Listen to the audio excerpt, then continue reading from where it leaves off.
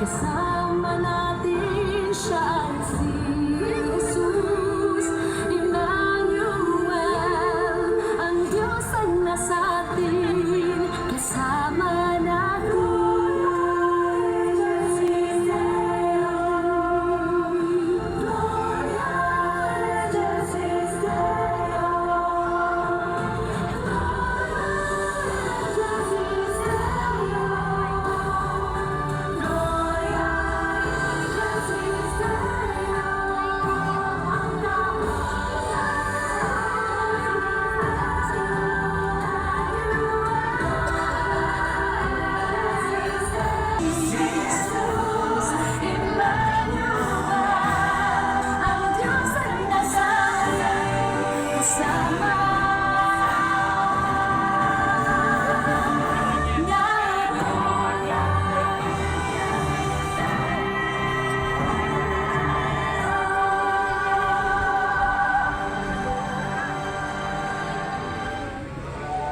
Nabangha ako sa kahalagahan ng gabing iyon.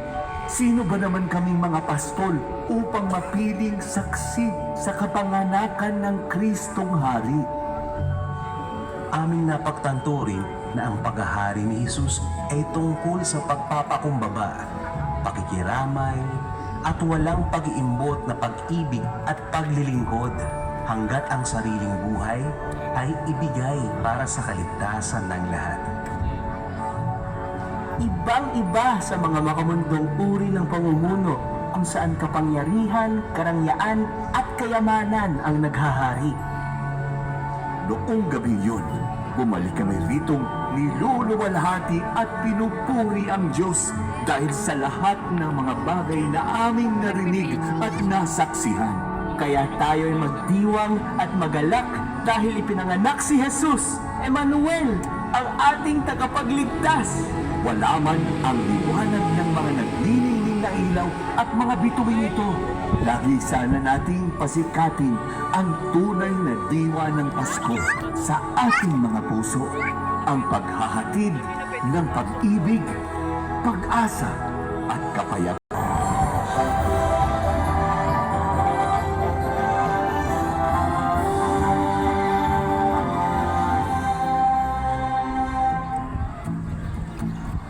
Ang saya-saya pala magpasko dito sa inyo. The spirit of Christmas! The spirit of Christmas is very much alive! Nakaka-proud maging taga-probinsiyudad. I will tell all my friends to come see this side of Taguig too. Makalipas ang 9 na araw, napakarami ng napuntahan ni Zaki. Marami rin siyang natutunan tungkol sa kultura at kasaysayan ng Taguig. Naranasan din niya ang mga larong lahi at tradisyon nating mga Pilipino. At natupad din ang kahilingan ni Zaki ngayong Pasko.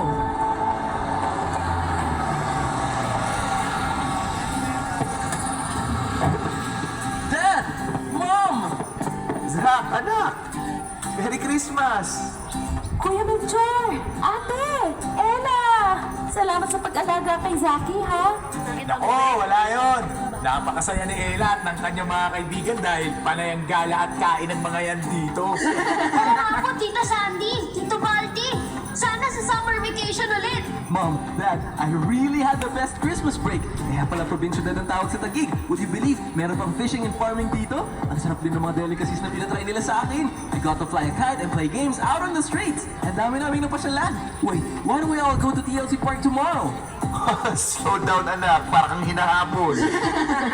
Sige lang, ihanda naman ani ang Noche Buena. Tapos, mag-istoryahanay ulit kita mamaya. Tulungan na kita, Ate Isay. Ay, wait! Bakit? Ano yun? Christmas groovy muna tayo.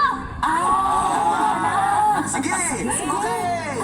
Dito, sa may Christmas tree. Okay, 1, 2, 3. Say Merry Christmas! Merry Christmas!